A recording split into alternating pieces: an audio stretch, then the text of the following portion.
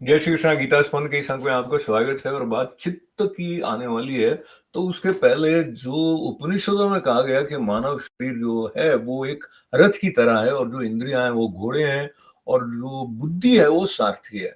अब इस बात को याद रख के गुरुजन ऐसा बताते हैं कि एक शब्द अश्व के लिए, यानी घोड़े अगर इंद्रियां हैं, तो उनको शास्त्र सूर्य पुत्र कहते हैं, और वो बड़ी वेगवान होते हैं। तो ये हमको पता है कि वेग हमारी इंद्रियों में भी है, वो कहीं कहीं की कहीं कहीं दौड़ा देती हैं। पर मुख्य बात सार की जो है वो ये है कि जो कर्तव्य धर्म है उसका निश्चय हमको स्वयं करना है। ऐसा स्वामी जी, मेरे गुरु जी जब कहते हैं तो वो ये कहते हैं कि धर्म का जो तत्व है वो मनुष्य की बुद्धि में निहित है। तो हम अपनी बुद्धि को खुलने ही नहीं देंगे और अपनी बुद्धि का प्रयोग ठीक से नहीं करेंगे, तो जो धर्म का तत्व बुद्धि में निहित है वहां तक पहुंचना संभव हो नहीं पाएगा। इतना स्मरण करते हुए 18वां जो श्लोक है 6ठे अध्याय का, भगवान ध्यान योग की स्थिति को जो प्राप्त हुआ पुरुष है उसके लक्षण बता रहे हैं कि वो योग युक्त मनुष्य कैसा है। यदा विनियतम चित्तम आत्मन्येवावतिष्ठते निस्पृहः सर्व कामेभ्यो युक्त इत्युच्यते तदा।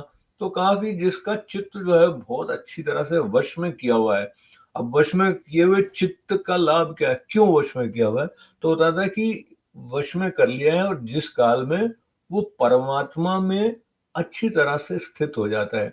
परमात्मा में स्थित होने का एक सीधा सीधा बाई प्रोडक्ट या उसका सत उत्पाद जैसी बात यह है, फिर उसको बाकी चीजों की तरफ आकर्षण नहीं रहता है, निष्प्रह हो जाता है वो। तो जब बाकी के भोगों के प्रति आकर्षण नहीं रहा, एक पूर्णता की अवस्था का बोध मुखरित हो गया, उसकी जो सुवास है उसके आचरण में, उसके चिंतन में ऐसी है कि आसपास भी वो फैल जाती है। तो ऐसा मनुष्य योग युक्त कहा जाता है। अब ऐसे हम योग युक्त हैं कि नहीं है, उसके बारे में कसौटी पर अपने को कसेंगे तो हमें लगेगा कि हैं तो नहीं।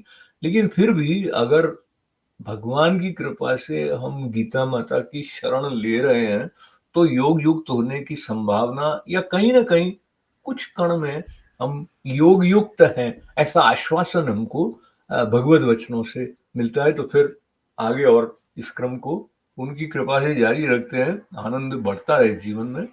ऐसी वो कृपा करें। जय श्री कृष्णा।